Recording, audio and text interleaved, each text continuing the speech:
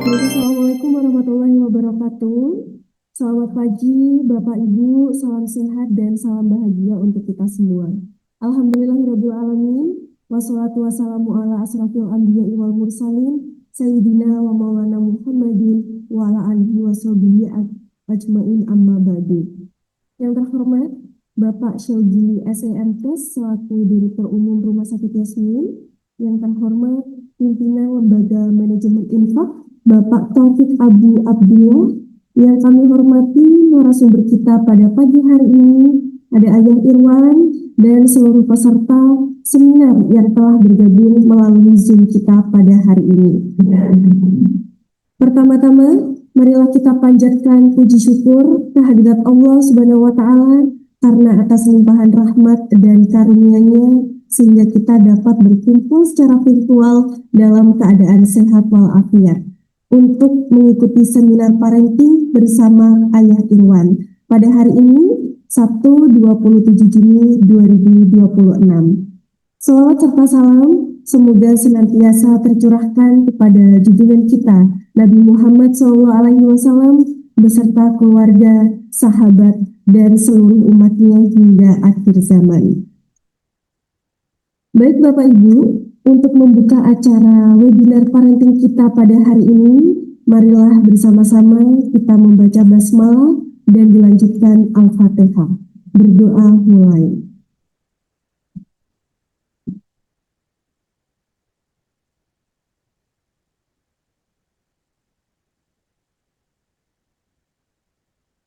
Selesai.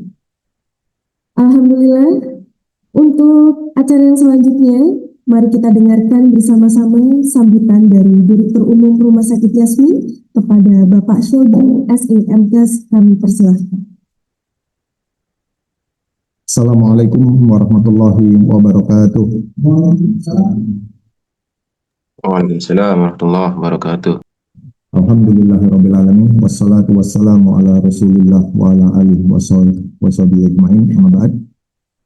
Segala puja dan puji syukur kita haturkan kepada Allah Subhanahu wa Ta'ala yang terus memberikan kita nikmat yang tiada terhitung jumlahnya. Dan salah satu nikmat yang hari ini bisa kita rasakan adalah nikmat kesempatan dan nikmat kemauan untuk belajar. Saya ucapkan terima kasih sebesar-besarnya kepada teman-teman panitia yang sudah menyiapkan acara pada pagi hari ini. Saya juga ucapkan terima kasih sebesar-besarnya kepada LNI yang menjadi mitra Rumah Sakit Yasmin dalam banyak kegiatan. Tempoh hari Yasmin dan LNI juga berkesempatan untuk berbagi donasi terhadap saudara-saudara kita yang mengalami musibah di Aceh. Waktu itu teman-teman karyawan di Rumah Sakit Yasmin bersedekah dan terkumpul lebih dari 90 juta yang didonasikan lewat LNI untuk saudara-saudara kita di Aceh.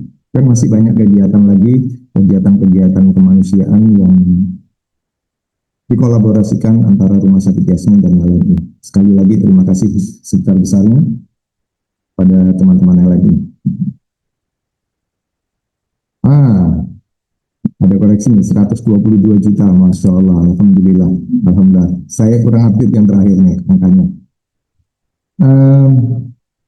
Saya juga ucapkan selamat kepada para orang tua yang sudah meluangkan waktu pagi ini untuk terus mengimprovisasi, menambah semangat bagaimana kita membangun generasi penerus kita, membangun peradaban-peradaban baru pada anak-anak kita. Saya bisa merasakan bagaimana kebingungan orang tua saat ini dengan generasi yang ada. Banyak menyebutkan bahwa generasi sekarang itu adalah generasi stroberi, generasi yang lemah. Ya, dalam banyak hal memang begitulah adanya. Tapi satu hal yang perlu kita ingat sama-sama, bahwa generasi yang lemah itu adalah hasil didikan kita. Kita yang memberikan banyak kemudahan kepada mereka. Kita yang memang tidak melatih kekuatan mereka. Dan sekarang kita merasakan yang sesuatu yang betul-betul mengkhawatirkan kita. Generasi yang untuk melakukan beberapa proses, langkah, step itu sudah merasakan satu yang susah bagi mereka. Kalau kita dulu mau minum teh itu banyak stepnya, mulai dari masak air, nyiapin daun tehnya,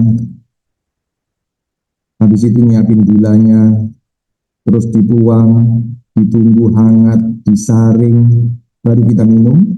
Kalau sekarang cukup buka kulkas, ada itu teh di kulkas dalam bentuk kemasan. Siapa yang menyediakan? Kita yang menyediakan.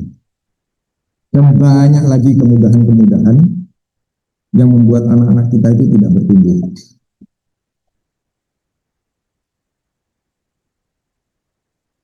Nah, pada pagi hari ini kita akan belajar sama-sama bagaimanakah mendesain kegiatan, mendesain aktivitas yang memang membuat anak-anak kita itu lebih kuat daripada sebelumnya.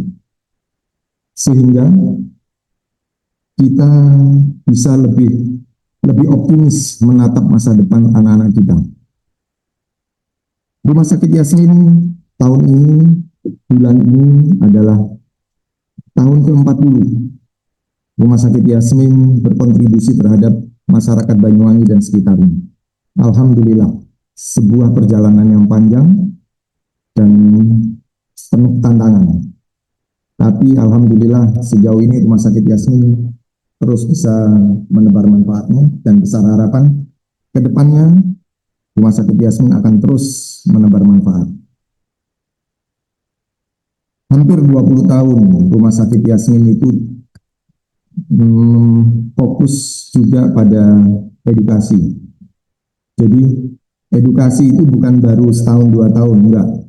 Seingat saya kita bergerak itu mulai tahun 2007-2008, sudah hampir 20 tahun. Sudah seperti DNA bagi Yasmin. Karena mustahil bagi kita membangun satu peradaban yang kuat, satu peradaban yang sehat, tanpa ilmu yang juga mumpuni untuk menjalaninya.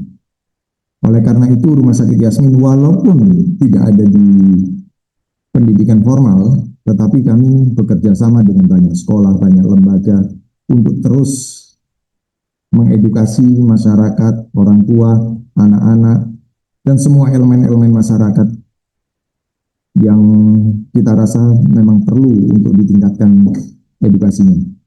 Hari ini giliran Rumah Sakit Yasmin bekerja sama dengan LMI. Saya ucapkan terima kasih sekali lagi dan termasuk dengan Ayah Irwan.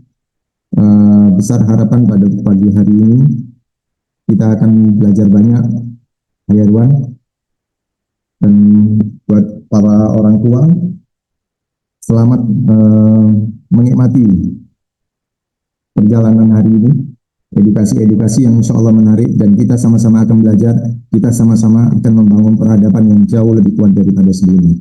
Saya rasa demikian. Terima kasih untuk semua pihak. Wassalamualaikum warahmatullahi wabarakatuh. Untuk sambutan selanjutnya, kami persilahkan kepada pimpinan LMI, kepada Bapak Taufik Abu Abdillah, kami persilahkan. Bismillah. Assalamualaikum warahmatullahi wabarakatuh. Alhamdulillah, hadana li hadi wa ma kunna linahtadiya laula an hadana Allah. Asyhadu an la ilaha illallah wa asyhadu anna Muhammadan abduhu wa rasuluh. La nabiyya wa la rasulah ba'da.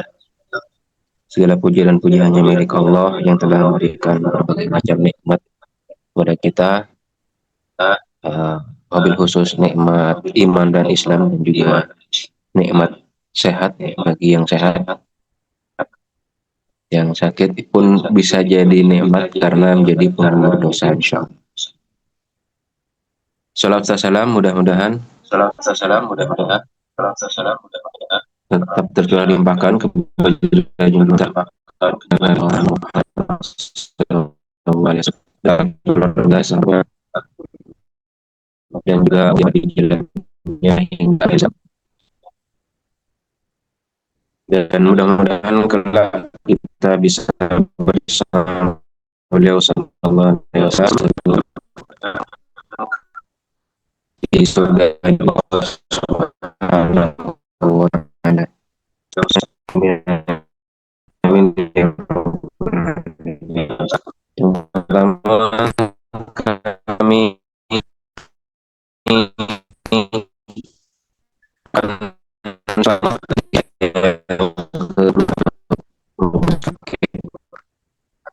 Yasmin, usianya lebih tua rumah sakit Yasmin ribuan, Pak Syauki.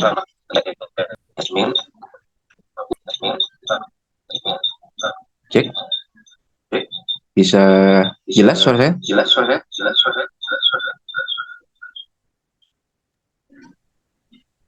Kurang jelas Bapak?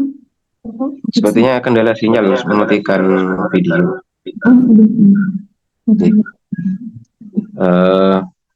Sekali lagi selamat atas di usianya yang ke-40 tahun. Insya Allah mudah-mudahan kita bisa terus bekerja sama LMI dan juga Rumah Sakit Yasmin untuk membersamai umat Insya Allah dengan berbagai macam program yang nantinya akan kita jalankan. Yang beberapa yang sudah kita jalankan itu kemarin bantuan untuk saudara-saudara kita di yang pertama itu di Lumajang ya, Lumajang pas Semeru. Nah, itu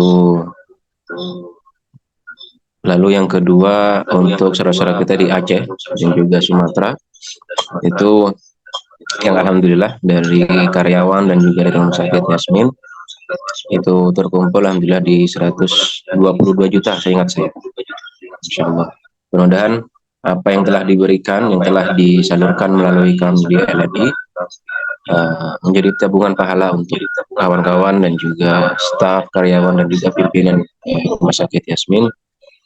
Dan insya Allah mudah-mudahan Rumah Sakit Yasmin ke depannya jauh lebih baik lagi, dimudahkan dalam segala urusannya, termasuk juga karyawan-karyawannya, pimpinannya dan segala elemen yang ada di dalamnya insya Allah. Kemudian untuk hari ini salah satu layanan yang kami berikan ya kepada mitra LMI. Salah satunya adalah seminar parenting ya, baik offline maupun online seperti sekarang bisa dengan Zoominar ini. Kemudian izinkan juga kami mungkin admin bisa nampilkan gambar program kami di Yatim di bulan ini.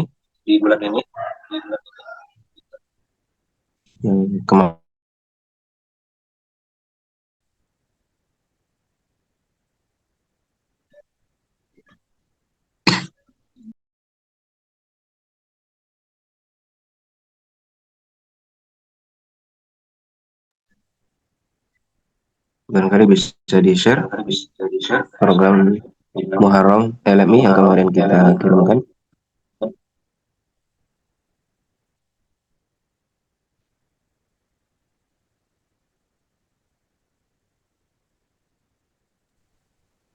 Baik Pak, bentar mas kita proses untuk kita tampilkan. Oke, jadi sambil menunggu, insya Allah ketika Bapak Ibu berdonasi melalui LMI, baik itu zakat maupun infak, terutama di zakat ya, itu nantinya selain Bapak Ibu mendapatkan kayak WA notifikasi yang isinya juga berisi kwitansi dan juga pemberitahuan bahwa donasinya sudah masuk ke kantor LMI. Nanti Bapak Ibu yang mau, yang berminat misalkan ingin mendapatkan pengurangan penghasilan yang terkena pajak, itu bisa diajukan ke LMI. Karena zakat yang Bapak Ibu salurkan melalui kami, itu nantinya akan mendapatkan semacam SKPP namanya. Surat Keterangan Pengurangan Penghasilan kena pajak. Nah, itu nantinya bisa diberikan atau dilampirkan ketika Bapak Ibu laporan wajib pajak yang nantinya akan bisa mendapatkan pengurangan penghasilan kena pajak. Kira-kira begitu. Termasuk kalau misalkan memang ada yang berdonasi misalkan hari ini ataupun mungkin hari-hari ke depan ini, karena acara kita insya Allah di tanggal 5 ya, insya Allah 5 Juli, 5 sampai 6 Juli 2026. Nah, sebelum itu monggo kalau misalkan ada Bapak Ibu yang berkenan untuk memberikan infak terbaiknya, entah misalkan zakat ataupun infaknya, yang nantinya tahun depan itu akan diakumulasi. Misalkan bulan ini Bapak Ibu berdonasi sekian ratus ribu, bulan depan sekian juta, dan seterusnya. Nanti akan diakumulasi selama 2026 berapa donasi yang sudah Bapak Ibu salurkan melalui LMI. Nah, nanti setelah ketemu akumulasinya, akan kita buatkan surat keterangan tadi ya, surat keterangan pengurangan penghasilan kena pajak. Sejumlah donasi yang telah diberikan ketika di tahun 2025 untuk pembayaran pajak di 2026 maksud saya, untuk pembayaran pajak di 2027. Nah, ini namanya kita kalau program umumnya namanya Gemilang Muharram. Nah, program khususnya untuk di Banyuwangi kita punya satu tema berani bertumbuh camp. Jadi kita akan mengajak anak-anak yatim yang nantinya akan kita ajak ke satu tempat, rumah literasi Indonesia namanya, yang nantinya kita akan mengajak mereka untuk belajar, untuk menggali atau mengenali potensi diri, lalu belajar public speaking dan lain-lain. Nah, salah satu kegiatan lainnya adalah setelah acara camp berani bertumbuh camp ini, insya Allah kita akan berikan santunan school kit atau peralatan sekolah untuk anak-anak yatim yang nantinya akan kita berikan setelah acara gitu.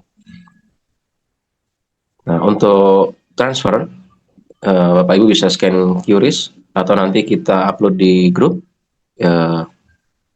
flyer ini ya. Bisa scan QRIS atau transfer rekening BSI, BNI, atau ketika Bapak Ibu ingin bank yang lain, kita juga menyediakan beberapa rekening dari bank-bank lainnya, yaitu mulai dari bank BCA, BNI, BSI, Muamalat, Bank Jatim, dan juga lain sebagainya. Itu nanti bisa ditanyakan ke kami melalui jalur Wapri ya, atau Japri, atau nanti kita sampaikan juga di grup insya Allah. Mungkin itu yang bisa kami sampaikan dari LMI. Mudah-mudahan seminar kali ini bisa bermanfaat untuk Bapak Ibu yang akan bisa mendidik ya generasi tangguh ya, di mana generasi pada masa ini kita banyak dihadapkan atau dimunculkan ya di berita-berita, entah di Instagram, berita di TV dan lain sebagainya. Itu ya banyak generasi-generasi, katanya kalau generasi Gen Z itu generasi yang katanya lemah gitu ya, sedikit-sedikit ngeluh, sedikit-sedikit ngeluh gitu ya.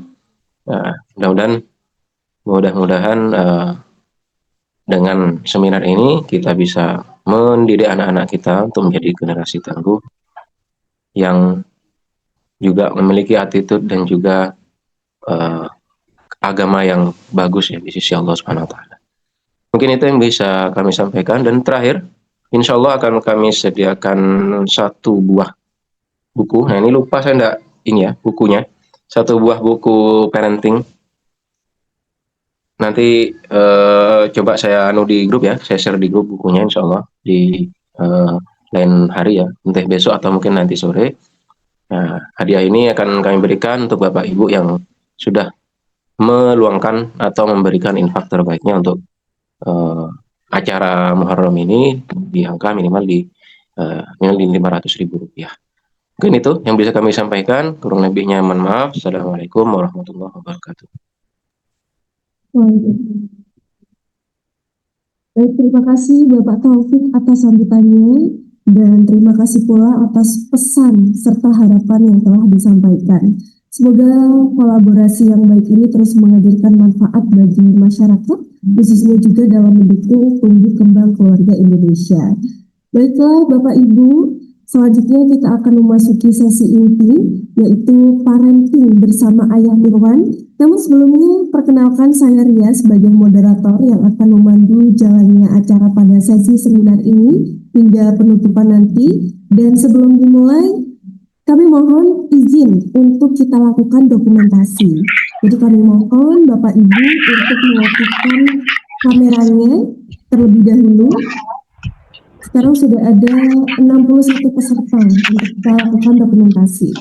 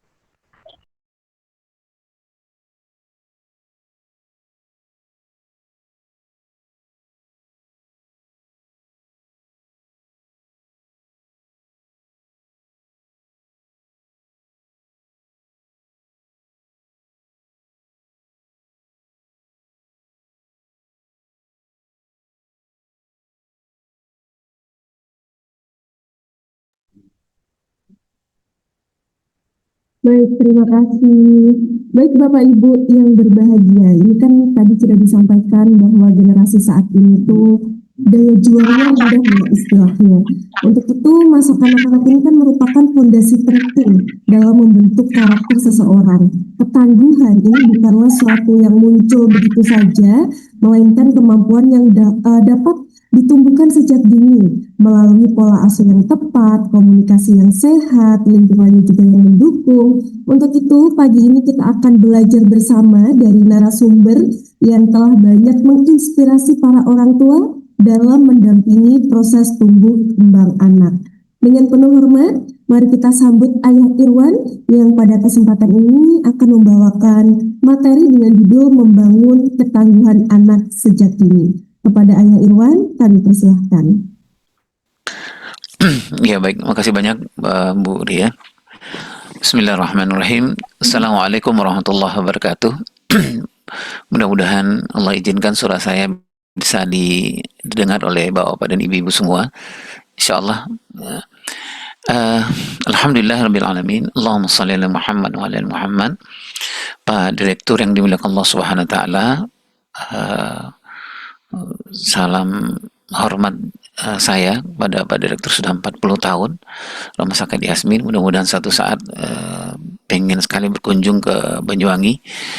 Kemudian kepada guru saya Ustaz Taufik, Masya Allah, mudah-mudahan selalu istiqomah berjuang untuk memberdayakan umat ini insya Allah. Bapak dan ibu-ibu semua yang dimuliakan Allah Subhanahu wa taala, hari ini kita saya diamanahkan untuk mendiskusikan satu hal yang kata para ahli itu sangat penting untuk kehidupan anak kita di masa depan, yaitu sebuah kata-kata yang sekarang menjadi bahan bicaraan di mana-mana, yaitu resiliensi atau ketangguhan. Nah, saya izin untuk share bahan-bahan ini dan untuk melengkapkan diskusi kita insya Allah. Nah, ayah dan bunda yang dimiliki Allah SWT, saya ini alamat media sosial saya, dan ada ini Instagram, dan ada nomor handphone, nomor WA maksudnya. Jadi kalau nanti Bapak Ibu ada kesempatan, kalau dari bahan-bahan materi yang pagi ini, kalau ada yang kurang jelas dan waktu kita sudah tidak memungkinkan, nanti bisa WA ke saya dan kita diskusi insya Allah. Saya mengenalkan diri dulu Bapak dan Ibu karena saya mendapatkan amanah yang Masya Allah dari teman-teman LMI dan Yasmin. Nama saya Irwan Rinaldi. Orang sering biasanya memanggil ayah ya, karena saya lebih banyak memang bergerak di dunia fathering ya. Ada dunia parenting, dunia pengasuhan. Nah, di dunia pengasuhan itu ada wilayah atau bidang yang lebih banyak penekankannya kepada pembahasan atau pendampingan ayah dengan anak-anak. Saya pernah belajar di sini dan saya guru, Bapak dan Ibu, guru TK, SD dan guru SMA, tepatnya Ibtidaiyah dan Aliyah. Kemudian ini beberapa aktivitas saya insya Allah. Nah, pagi ini kita akan mendiskusikan judul yang saya persembahkan ke Bapak dan Ibu adalah bangun ketangguhan anak sejak dini. Nah, di keterangannya adalah ketangguhan itu dibangun tidak sekedar dilahirkan.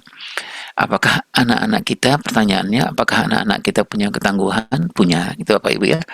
Jadi Allah sudah memberikan kepada siapa saja anak-anak yang lahir ke muka bumi ini, mau lahir dari keluarga dengan status ekonomi, keluarga yang berada, atau keluarga yang apa adanya, dalam keluarga yang di bawah bahkan di bawah garis kemiskinan misalnya, atau keluarga yang sehat, atau anak yang berkebutuhan khusus, anak istimewa, atau anak yang lain-lain.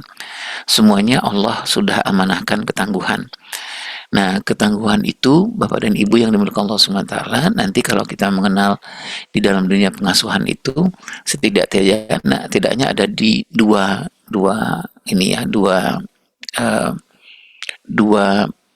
laki-laki dan anak perempuan. Ada ketangguhan yang ada di dunia anak laki-laki yang Allah lebihkan di dunia anak laki-laki, dan ada ketangguhan yang Allah lebihkan di dunia anak perempuan, yang kita sering menyebut dengan fitrah. Itu ada fitrah ubudiyah, fitrah harokah, dan lain-lain. Nah, Bapak dan Ibu yang dimiliki Allah SWT, maka saya menuliskan judul berikutnya itu, keterangannya adalah ketangguhan itu dibangun. Jadi sudah ada sebenarnya, sejak lahir itu sudah ada. Kemudian kita diamanahkan Allah SWT untuk menghebatkan apa yang sudah Allah titipkan itu. Yang menjadi tantangan di kita adalah mungkin bisa jadi ada orang tua yang tidak mengetahui bahwa Allah menitipkan ketangguhan ini kepada anak-anak. Sehingga ketika orang tua tidak tahu bahwa di anaknya itu ada titipan amanah ketangguhan, dia tidak menumbuhkan ketangguhan itu, sehingga mungkin lahirlah anak-anak yang kalau Allah sebutkan di An-Nisa ayat 9 itu, kata Allah jangan melahirkan anak-anak yang lemah gitu. Nah, anak-anak yang lemah itu Bapak dan Ibu secara definitif pengertiannya adalah anak-anak yang usia kematangan biologisnya lebih matang dari kematangan psikologisnya. Itu yang sering orang menyebutnya dengan generasi strawberry gitu Bapak Ibu ya. Umurnya sudah 15 tahun secara fisik, tapi kematangan emosional di bawah anak umur 14 tahun. Atau generasi banyak sekali istilahnya sekarang, generasi durian atau generasi apa, banyak sekali yang menggambarkan anak-anak dengan generasi yang lemah. Nah, generasi yang lemah itu pengertiannya adalah kematangan biologisnya lebih matang dari kematangan psikologisnya. Nah, kematangan psikologis itu ada 4. Kematangan spiritual, kematangan emosional, intelektual, dan sosial. Jadi umurnya sudah 15 tahun, kematangan spiritual, emosional, intelektual, dan sosialnya di bawah kematangan umur biologisnya. Nah, sementara target kita dalam pengasuhan adalah melahirkan anak yang tangguh. Makanya Ibu dan Bapak, seperti tadi yang Pak Direktur sebutkan, kita tidak gampang kalau anak minta sesuatu, nggak gampang kita langsung sediakan gitu Bapak Ibu ya. Bukan kita nggak sayang dengan anak kita, justru kita sangat sayang dengan anak kita, karena ada umur tertentu di tahap perkembangan tertentu yang memang kita nggak boleh langsung gitu. Tidak hanya permintaan secara material, bahkan secara psikologis pun kalau anak ada masalah nggak boleh langsung kita selesaikan gitu ya. Kenapa? Karena alasan bahwa kita diamanahkan Allah untuk menangguhkan anak kita, membuat resiliensi yang kuat di anak-anak kita. Nah, baik. Kenapa kita membahas ketangguhan ini Bapak dan Ibu yang dimiliki Allah SWT? Tadi Pak Direktur sudah menyebutkan bahwa ke masa depan itu mungkin yang paling berharga itu, maksud saya tidak membedakan, tidak dalam membedakan ya Bapak dan Ibu ya, tetapi nanti di masa depan 10 tahun ke depan Mungkin kecerdasan IQ itu dibutuhkan untuk menghitung misalnya kecerdasan emosional dan kecerdasan spiritual dan lain-lain sangat dibutuhkan. Tetapi bisa jadi ada orang yang pintar tapi dia nggak bisa bertahan hidup gitu. Karena apa? Karena dia nggak punya ketangguhan. Ada orang yang secara emosional dia baik, tetapi dia nggak bisa bertahan hidup. Atau dia kalau berbisnis, atau dia melakukan segala sesuatu, dia gampang menyerah gitu ya. Ada orang yang sangat empati misalnya, tetapi dia nggak mampu bertahan gitu. Karena apa? Karena dia nggak punya daya tahan, dia nggak punya ketangguhan, dia nggak punya resiliensi yang baik. Ada orang yang secara spiritual dan tanda petik mungkin ibadahnya kuat dan lain-lain, tetapi dia orang yang gampang dipengaruhi, yang gampang menyerah. Ada tekanan sedikit dia give up gitu ya, ada budaya. Nah, itulah sebabnya kita melihat membicarakan ketangguhan ini, kita melihat sekarang fenomena fenomena yang ada di hadapan kita di zaman sekarang.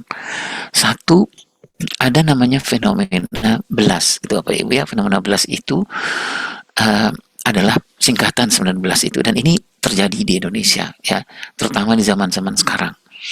Belas itu adalah fenomena anak-anak yang di dalam dirinya itu ada ciri-ciri yang disingkat dengan belas ya. Anak-anak yang gampang bosan ya Bapak Ibu ya. Karena apa? Karena setiap hari itu dia melakukan sesuatu yang rutin sifatnya. Jadi kalau anak muda sekarang mengistilahkan itu, dia bete banget gitu Bapak Ibu ya. Jadi kalau pagi-pagi pamitan ke sekolah, sejak dari TK sampai sekarang kelas 6 SD, modelnya begitu-begitu aja gitu Bapak Ibu ya. Yang disampaikan Bapak Ibunya ya itu juga. Nanti pergi ke sekolah, para gurunya menyambut dia persis seperti dulu dia di TK. Padahal sekarang dia sudah kelas 6. Atau banyak hal lain, pertanyaan kah, sikap kah gitu ya, yang membuat anak-anak bore. Kemudian yang kedua, sikap anak-anak yang belas ini kita sering menyebutnya dengan lonely, anak-anak yang merasa kesepian. Di rumah banyak orang, tetapi dia nggak pernah jarang mendengar suara diskusi, suara bapaknya, suara ibunya, suara kakaknya. Kenapa? Karena semuanya asik dengan gawai, gitu Bapak Ibu ya. Semuanya asik, semuanya segala sesuatu komunikasi dengan WA, ya. Mau makan kamu atau tidak lewat WA. Kamu PR udah atau belum Mas? Itu lewat WA. Kamu apa semuanya lewat WA. Sehingga anak-anak berada di antara banyak orang, tapi dia merasa kesepian. Yang ketiga, sifatnya anak-anak itu namanya angry, anak-anak yang gampang marah. Ya, kalau ada apa-apa mentok gitu Bapak Ibu ya, dia nggak mencarikan jalan keluar, tapi dia terbiasa marah. Ya, nggak dapat makan marah, gitu Bapak Ibu, terlambat makan marah, apa saja bawaannya marah. Kemudian yang keempat dan kelima adalah maaf, anak-anak yang mengalami stres atau anak-anak yang mengalami cepat lelahnya. Jadi bukan anak-anak yang mengerjakan sesuatu yang bisa bertahan lama gitu, tidak. Nah, belas ini Bapak dan Ibu menyebabkan data yang di bawah ini, Ibu dan Bapak bisa lihat yang data di bawah ini sebagian adalah hasil penelitian saya dulu dengan Bu Eli Risman di Yayasan Kita dan Bu Hati, dan ada beberapa penelitian dari BKKBN dan lembaga yang lain. Nah, anak-anak yang belas inilah Bapak dan Ibu yang salah satu dikategorikan sangat berpotensi untuk menjadi anak-anak yang tidak punya resiliensi, anak-anak yang tidak punya ketangguhan, anak yang gampang marah, yang gampang bosan, yang gampang stres, dan yang gampang lelah. Yang kedua, ayah dan bunda, fenomena kenapa kita membicarakan ketangguhan ini adalah yang kedua, ada namanya daddy issues atau father hunger. Nah, ini adalah dua gejala yang disebabkan oleh dua gejala ini disebabkan oleh tidak berperannya secara optimal seorang tokoh yang mengajarkan, yang harusnya mengajarkan, mencontohkan, memperbaiki namanya resiliensi atau ketangguhan. Siapa itu? Ayah, Bapak Ibu ya. Nah, di Indonesia harusnya ayah itu terlibat, adalah tokoh yang paling utama yang mengajarkan, mencontohkan resiliensi atau ketangguhan, terutama di umur sekitar 9 sampai umur 15 tahun ya. di umur di mana itu sering kita sebut dengan proyek akil balik. Nah, salah satu proyek akil balik itu adalah menguji coba, menerapkan, membuat internalisasi ketangguhan ke dalam diri anak-anak kita, baik laki-laki dan perempuan. Sayangnya di Indonesia sekarang ayah-ayah tidak terlalu dekat, ya, tidak menjalankan perannya sebagai tokoh, sebagai kudwa, sebagai teladan untuk menangguhkan anak-anaknya. Nah, kalau anak perempuan itu mengalami dari ayahnya, mengalami ketidakdekatan dengan ayahnya, itu namanya daddy issues, ya. Anak laki-laki namanya father hunger. Nah, anak laki-laki yang tidak optimal kelaki-lakiannya karena kurang pendekatan dari ayahnya, itu namanya father hunger. Nah, Bapak dan Ibu, ngapunten, saya menyebutkan ini supaya pembelajaran buat kita dan terutama buat saya. Anak laki-laki kita sekarang ini termasuk, ya, saya tidak menyebutkan persentasenya, tapi persentasenya cukup besar, adalah anak laki-laki yang sangat cenderung, ya Bapak Ibu ya, kecenderungan untuk tidak fight itu sangat tinggi, sehingga kecenderungan dia untuk tidak fight ini, gampang menyerah ini, dia akan menjadi korban narkoba gitu Bapak Ibu ya, korban bully, dan sekarang yang paling banyak itu adalah korban kecenderungan homoseksual, karena dia nggak bisa mengatakan iya kepada iya, tidak kepada tidak. Kenapa? Karena dia nggak punya mental itu. Nah, mental itu harusnya ditanamkan oleh ayah. Karena apa? Karena ayahnya hanya lebih banyak berpikir saya hanya mencari uang saja, tetapi ayahnya tidak pernah menjalankan tugasnya bagaimana melahirkan anak laki-laki. Itu father hunger. Yang kedua namanya daddy issues, itu anak perempuan. Anak perempuan yang terabaikan, ketangguhannya tidak diajarkan oleh ayahnya, sehingga apa yang terjadi? Sekali lagi saya minta maaf kepada Bapak dan Ibu, data ini harus disampaikan. BKKBN menjelaskan kepada kita bahwa di anak di Indonesia ini, ayah dan bunda di antara umur 16 sampai sekitar umur 20 tahun, 21 tahun, 19-21 tahun yang sudah melakukan hubungan suami istri di luar pernikahan, itu jumlahnya sekitar 60% lebih gitu Bapak Ibu ya. Jadi kalau ada anak perempuan kita yang berkumpul di sebuah ruangan 100 orang, itu sekitar 60-an sudah melakukan hubungan suami istri di luar pernikahan mereka. Umurnya umur 19 sampai 21 tahun. Apa sebabnya kenapa anak perempuan kita begitu gampangnya menyerahkan sesuatu yang paling berharga itu?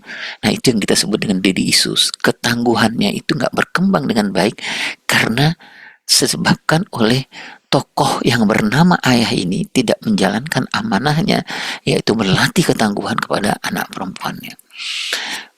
Nah, yang di bawah ini Ibu dan Bapak bisa melihat dampak dari daddy issues dan father hunger itu. Ada rasa rendah harga diri, ada perasaan marah, malu, kesepian, dan lain-lain.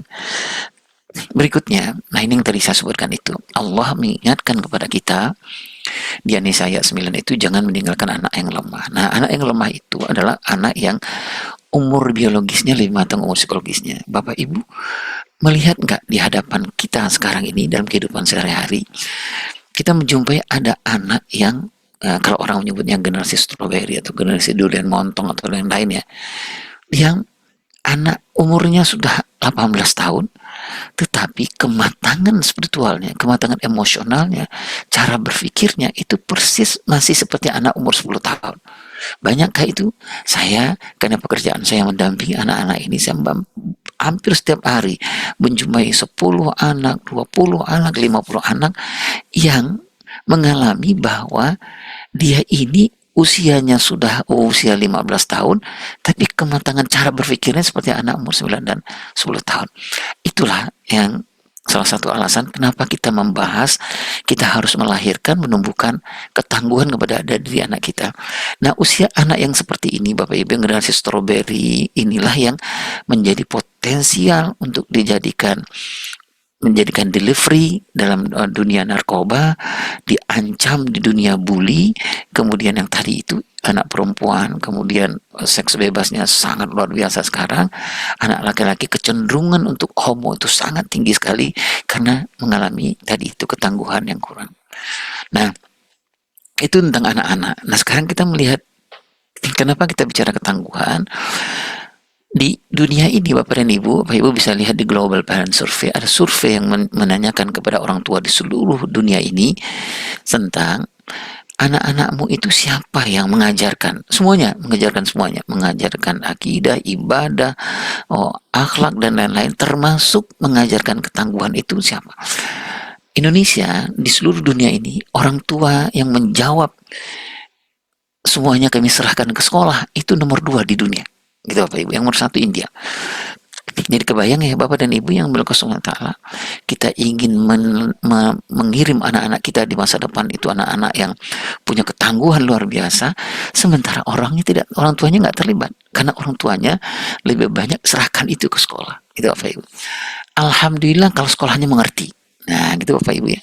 Tapi kalau sekolahnya tidak mengerti, sekolahnya hanya mengejar persoalan akademis saja, guru-gurunya nggak mengerti persoalan tentang ketangguhan, resiliensi dan lain-lain, maka ini musibah besar. Yang terakhir adalah ini kita melihat di dunia pernikahan, Bapak Ibunya, kondisi Bapak Ibunya, kondisi rumah tangga terutama ayah dan bunda. Sekarang ini lagi-lagi saya tidak mau menyebut persentase, tapi saya mengatakan persentasenya besar di Indonesia ini. Kondisi rumah tangga yang sedunia tapi nggak sesurga, serumah tapi nggak sejiwa, berpura-pura dalam rumah tangga, itu persentasenya sangat tinggi, Bapak Ibu. Jadi maksud saya begini adalah antara suami dengan istri itu nggak sama sebenarnya polanya. Sedunia mereka tapi nggak sesurga, serumah mereka tapi nggak sejiwa. Bapak dan Ibu, na'udzubillah min dzalik, ngapunten ya Pak Ibu, bagaimana kita mengharapkan dari 2 orang yang berpura-pura dalam rumah tangga menjadi kudwah yang baik dalam melatih ketangguhan kepada anak-anak. Mereka susah untuk melatihkan ketangguhan, kenapa? Karena mereka sebenarnya nggak kompak. Baik, ini adalah beberapa fenomena kenapa kita membicarakan ketangguhan kepada anak-anak kita. Saya hanya ingin mengajak diri saya bahwa kita sudah berada di lampu yang tidak lagi lampu hijau, tidak lagi lampu merah, tapi ini sudah dalam kondisi lampu merah, ya Bapak Ibu ya. Tadi saya menyebutkan anak-anak yang free sex, anak laki-laki kecenderungannya homo, perundungan sangat tinggi, anak-anak sangat banyak terlibat dalam narkoba, kriminal dan lain-lain. Salah satu penyebabnya adalah ada sebuah kata yang itu nggak berkembang dalam diri anak kita, namanya resiliensi atau ketangguhan. Ayah dan bunda yang dimuliakan Allah SWT, apa yang harus kita lakukan kira-kira? Apa yang harus saya lakukan? Ya Bapak Ibu, saya sama dengan Bapak Ibu sekarang juga sedang berlatih bagaimana menangguhkan anak-anak saya. Jadi apa yang harus kita lakukan kira-kira? Apakah kita akan melindungi anak kita 24 jam? Bapak Ibu ya, jadi anak ketemu dengan nggak boleh ketemu dengan ini, nggak boleh ketemu dengan ini, pokoknya kita jaga, kita selimuti gitulah Bapak Ibu ya. Atau kita akan jauhkan dia dari masalah. Kalau anak-anak yang sekitar umur 0 sampai 7 tahun masih mungkin ya Bapak dan Ibu ya. Tapi kalau anak-anak sudah bergaul keluar, apalagi sudah di atas umur anak-anak remaja dewasa. Nah, atau yang ketiga, kita mau sterilkan anak kita dari ancaman. Kita akan kirim orang, kirim bodyguard, kirim security untuk menemani dia 24 jam. Mungkin itu bisa kita lakukan. Bisa Bapak dan Ibu. Tapi sayang, itu mustahil kita lakukan karena pekerjaan kita bukan ini saja. Apa yang harus kita lakukan? Menurut saya, yang bisa kita lakukan adalah mari kita bangun bukan dunia yang aman, tapi anak yang tangguh. Kita susah mengurus dunia Bapak dan Ibu ya. Kita susah pengen ngurus dunia, harus dunia aman, enggak, orang berperang. Oh lingkungan saya, tetangga saya harusnya adalah orang-orang soleh dan soleh, susah. Tetangga kita ada orang yang bandar narkoba, misalnya ada orang yang suka membuli anaknya, susah. Tapi yang bisa kita lakukan sekarang adalah tidak usah ditunda-tunda ya dan mudah, yaitu mari suami istri kompak dengan pihak sekolah dan kompak dengan pihak yang lain. Ayo kita tumbuhkan ketangguhan dalam diri anak-anak kita. Ya Bapak Ibu ya, kita nggak bisa mengendalikan dunia, tapi yang bisa kita harapkan adalah kita siapkan anak kita menghadapi dunia insya Allah. Oleh sebab itu, ada salah satu kemampuan yang kata para ahli, itu kemampuan disebut kemampuan masa depan, yaitu ketangguhan atau resiliensi. Nah, baik. Ayah dan bunda yang dimuliakan Allah SWT, kenapa kita secara syariahnya, karena kita sama Allah SWT, kenapa kita harus bangun ketangguhan ini? Karena ketangguhan itu adalah amanah yang Allah berikan, fitrah yang Allah berikan, baik kepada anak laki-laki maupun kepada anak perempuan. Apapun apapun keadaan ekonominya, apapun warna kulitnya, siapapun bapaknya, gitu Bapak Ibu ya, itu amanah. Nah, Allah mengingatkan kita di surah Al-Anfal, jangan kamu khianati amanah itu, karena anak itu amanah dari Allah Subhanahu wa taala, milik Allah Subhanahu wa taala, otomatis kita harus menumbuh kembangkannya sesuai dengan apa yang Allah inginkan. Yang kedua, ayah dan bunda, kenapa kita mengajarkan ketangguhan ini? Karena makin kecil, makin besar amanah yang Allah titipkan kepada kita. Artinya begini, kalau anak bapak umurnya semakin kecil, berarti titipan kapasitas fitrah ketangguhan itu semakin besar. Bapak Ibu ya. Jadi kalau anak 0 sampai 7 tahun, fitrah ketangguhannya itu jauh lebih besar daripada anak umur 8 sampai 15 tahun. Nah, kalau kita mau melaksanakan sunnahnya, berarti melatih ketangguhan ini jangan ditunggu ketika anak kita sudah balik, itu sudah terlambat. Yang harus kita lakukan adalah melatih anak kita di usia ketika Allah titipkan terbanyak kapasitasnya, yaitu di umur 0 sampai umur 7 tahun. Yang kedua, ayah dan bunda, adalah tadi sudah saya sampaikan bahwa di surat An-Nisa ayat 9 itu Allah titipkan secara syariah bahwa jangan meninggalkan anak-anak yang lemah. Jadi berarti kita harus meninggalkan anak yang tangguh. Nah, ini yang pengertian anak yang tangguh itu. Nah, ayah dan bunda. Baik. Mari kita bangun resiliensi ya sejak dini. Kita sudah sepakat tadi Bapak Ibu ya, bangunnya resiliensi ini atau ketangguhan ini tidak menunggu ketika anak kita sudah umur balik, tidak. Karena tadi kita sudah belajar sejak dini lebih bagus, karena Allah titipkan potensi yang terbanyak itu justru di usia 0 sampai usia 7 tahun. Baik. Apa itu resiliensi? Resiliensi orang sering menyebut adalah ketangguhan. Ketangguhan itu apa ya istilahnya bounce back gitu Bapak Ibu ya, kalau jatuh dia kayak apa bola gitu Bapak Ibu ya, jatuh ke bawah dia loncat lagi ke atas. Jadi bukan dia jatuh ke bawah dia diem gitu Bapak Ibu ya, nyerah, aduh nasib atau apa enggak gitu, itu bukan resiliensi ya. Kalau bounce back itu kita jatuhkan bola, dia kembali ke atas, dia bangkit kembali. Resiliensi itu atau ketangguhan itu adalah anak-anak kita mampu bertahan gitu Bapak Ibu ya. Misalnya dia mampu bertahan untuk sabar menunggu makan siang yang belum ada gitu Bapak Ibu ya. Dia mampu menahan marahnya dia mampu mengelolanya, dia itu resiliensi. Atau resiliensi itu sering orang menyebutnya dengan daya lenting ya Bapak Ibu ya. Daya lenting itu adalah kita bisa melihat anak-anak kita, misalnya kita sudah bilang, dia bilang beberapa bulan yang lalu bilang sama ayahnya, ayah aku boleh nggak beli ini? Oke, kata ayahnya, bulan depan ya. Nah, pas bulan depan anaknya nanya, ya ini kan sudah bulan depan, boleh nggak aku beli yang bulan kemarin aku sebutkan? Ayahnya bilang, ya Allah nak, bukan ayah nggak mau nak, tapi ayah, nah sekarang ini kan kondisi ekonomi susah ya nak, ayah belum punya uang secukup seperti yang ayah bayangkan ketika kamu tanya di bulan kemarin gitu.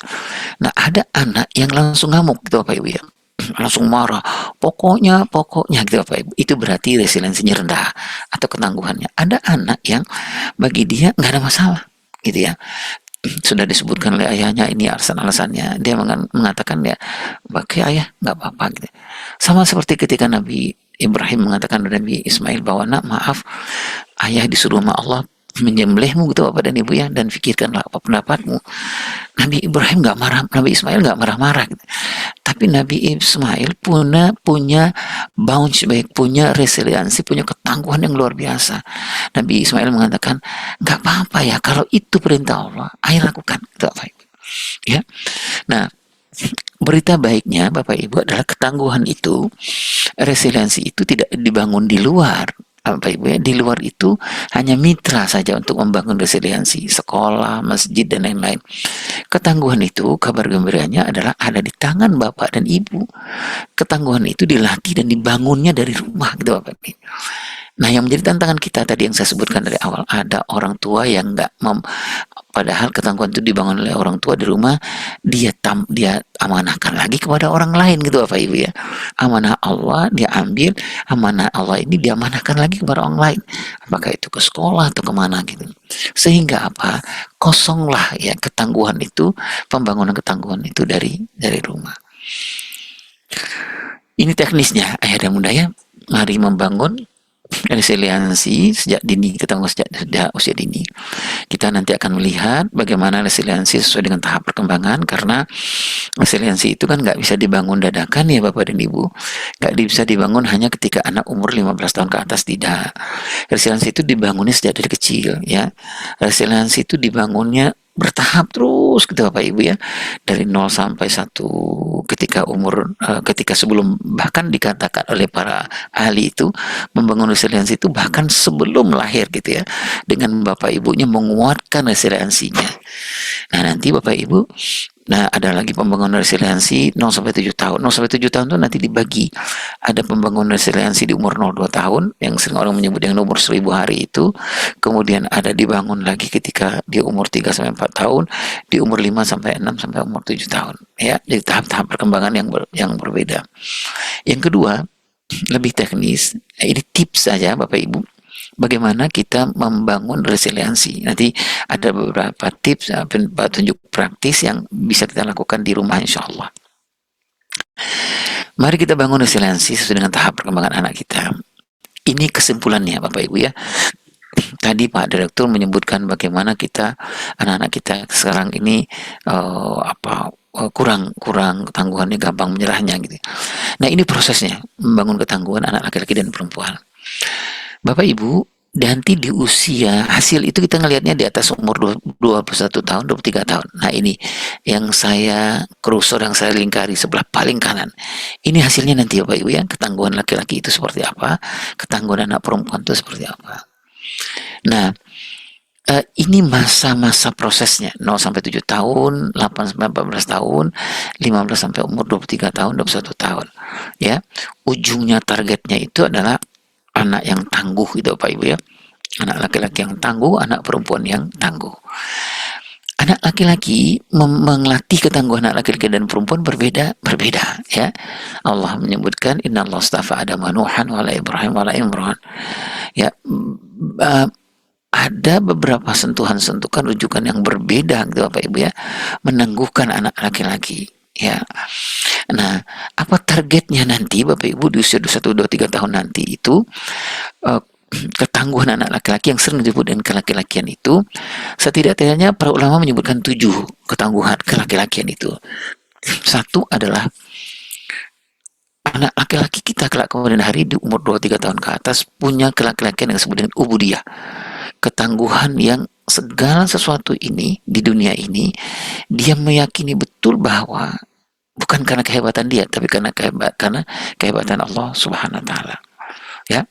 Nanti dia akan menjadi seorang dokter gitu Bapak Ibu ya. Terkenal dia, orang mengatakan dokter ini hebat sekali karena dia seorang anak laki-laki dokter yang tangguh. Dia dengan gampang mengatakan bahwa itu bukan karena ketangguhan saya, karena kehebatan saya, tapi karena izin dari Allah. Nah, itu kita sebut dengan ketangguhan ubudiyah gitu Bapak Ibu ya. Jadi segala sesuatu itu tidak melekat di dalam dirinya, semuanya itu karena Allah gitu. Nah, ada ketangguhan yang kita sebut daya gerak gitu Bapak Ibu ya. Daya gerak, nggak diem ya, dia gagal, dia nggak diem gitu Bapak Ibu, dia cari ilmu. Orang tua misalnya dia susah mengurus anaknya, dia nggak diem, dia nggak saling salah menyalahkan, tapi dia pergi nyari ilmu. Itu adalah fitrah harokah kelaki-lakian yang disebut dengan daya gerak Bapak Ibu ya. Ada quwwah wal amanah, kekuatan, ada zikriyah, khilafah, kiwamah, riayah, rujuliyah. Nah ini untuk anak laki-laki ya. Mungkin hari ini kita nggak bisa bahas detail-detail. Kalau Allah takdirkan nanti ada kesempatan kita berjodoh, kita bahas ketangguhan kelaki-lakian yang 7 ini. Saya hanya ingin menjelaskan Bapak dan Ibu yang mulia Allah kepada diri saya terutama bahwa 7 ketangguhan ini itu nggak bisa dadakan ya. Itu dimulainya sejak dari kecil. Bahkan tidak hanya di umur 0 sampai 7 tahun, tapi sebelum lahir, yaitu ibu dan bapaknya melatih ketangguhan dirinya dulu lebih dahulu, sehingga ketika nanti anaknya lahir, bapaknya sudah bisa langsung menjadi coach gitu Bapak Ibu ya, menjadi pelatih ketangguhan. Nah, biasanya di umur 0 sampai 7 tahun itu ibu yang lebih banyak ya memberikan ketangguhan, istilah-istilah ketangguhan kepada anak-anak kita di usia 0 sampai 7 tahun. Salah satu cara yang terbaik itu adalah dengan storytelling, bercerita. Menceritakan tentang ketangguhan kakeknya, ketangguhan ulama, ketangguhan Rasulullah, ketangguhan sahabat-sahabat dan lain-lain. Nanti di usia 8 sampai 14 sampai 15 tahun ini ayah, atau kalau di sekolah itu guru laki-laki. Nah, bentuknya Bapak dan Ibu ini sudah harus di lapangan, dilatih gitu. Misalnya Bapak dan Ibu kalau LMI misalnya, oh ada proyek membantu masyarakat di Lumajang.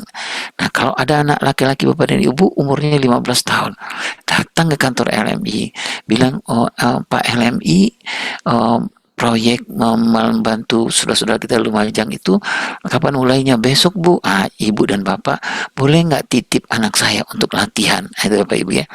Jadi itu bentuknya adalah latihan, dilatih gitu. Nah, baik. Umur 15 sampai 23 tahun itu ayah dan bunda, banyak orang mengatakan bahwa pembentukan ketangguhan itu sudah sangat-sangat berkurang. Jadi sebenarnya yang golden moment itu, golden period itu adanya di umur 0 sampai sekitar 15 tahun. Ya. Itu anak laki-laki. Yang kedua adalah ketangguhan anak perempuan. Ya, anak perempuan itu Allah menyebutkan innallaha astafa Adama Nuhan wa ala Ibrahim wa ala Imran. Nah, bisa kita melihat kenapa dalam melatih ketangguhan anak perempuan itu Rasulullah SAW menyebutkan latih dan hebatkanlah dengan 4 perempuan yang luar biasa ini, dan ini tidak dipunyai oleh perempuan yang lain gitu Bapak Ibu ya. 1, ajarkan ketangguhan Bunda Maryam, Bunda Khadijah, Bunda Khadijah binti Khuwailid, Bunda Fatimah binti Muhammad, Bunda Asiyah binti Musahim. 4 ini Rasulullah SAW pilih dari sekian ratus juta perempuan di dunia ini, Bunda ya, dan di akhirat. Nah, pilih 4 inilah yang harus kita latih. Kalau Bapak Ibu punya anak perempuan 0 sampai 7 tahun, ceritakan tentang ketangguhan Nabi, misalnya Bunda Maryam binti Imran ya. Supaya apa? Supaya nanti dia akan menjadi anak perempuan yang punya fitrah ketangguhan keperempuanan yang saya tuliskan di sini ada 7 itu Bapak Ibu ya. Ada yang muro'ah, ada yang musandada, ada yang al-qawarir, sakinah, gitu Bapak Ibu ya, al-wadud, riayah, nisaiyah, al-unutsah dan lain, dan beserta 7 yang lain yang itu Bapak Ibu ya. Nah, sama seperti proses tumbuh kembang, melatih, membangunkan ketangguhan anak laki-laki dan perempuan, anak laki-laki dan perempuan, tahap perkembangannya seperti ini ya Bunda ya, 0 sampai 7 tahun yang kita lakukan, 8 sampai 10 tahun yang harus kita lakukan. Kalau ayah bunda bertanya siapa saja yang terlibat di dalam melatih ketangguhan itu ayah Irwan, nah saya tuliskan di sini cerita ini Bapak Ibu ya. Ini di usia 0 sampai 7 tahun itu bagaimana caranya yang 3 ini ya, optimalnya Bapak Ibu ya. Nah, bagaimana itu siapa ya? Kalau bagaimana ayah bunda yang dimulakan Allah Subhanahu wa taala adalah kita akan cari misalnya di usia 0 sampai 7 tahun seperti apa. Nah, tulisannya adalah melatih ketangguhan 0 sampai 7 tahun itu dengan pengarahan, dengan pembiasaan, dengan keteladanan. Kalau di usia 15 tahun bagaimana caranya ya Irwan? Membimbing, bukan memberikan instruksi, melibatkan, bukan memaksa, 2 arah, bukan 1 arah seperti yang dicontohkan oleh Nabi Ismail. Ini keterangan saja Bapak dan Ibu ya bagaimana proses di usia dini. Tadi saya menyebutkan 3 pengarahan, arahan yang salah kalau anaknya gampangnya menyerah gitu Bapak dan Ibu ya. Jangan fokus kepada anaknya gitu ya Bunda gitu. Jadi ya Allah kamu itu aja nggak kuat ngangkatnya gitu Bapak Ibu ya. Bukan itu, tetapi kalau ada yang nggak pas dengan fitrah itu, ketangguhan itu kita arahkan kepada yang lain ya Bunda ya. Demikian dengan pembiasaan itu membiasakan yang positif. Kalau anak Bapak Ibu di usia dini misalnya dia harus tenang ngantri gitu, Bapak Ibu jangan pernah memberikan apresiasi kepada anak kita di usia 0 sampai 7 tahun. Yang terakhir adalah keteladanan ya. Keteladanan itu contoh ya, karena anak di umur ini meniru ayah dan bunda ya. Jadi kalau bagaimana supaya kita nggak gampang menyerah gitu apa ya, dan dia niru dari ayah dan ibunya gitu. Kalau kita bicara soal usia dini Bapak dan Ibu, salah satu kunci ketangguhan itu adalah kelekatan, ya. Apa orang sering menyebutnya attachment gitu Bapak dan Ibu, ya, supaya attachment yang bagus di usia ini dia akan memudahkan resiliensi di masa depan.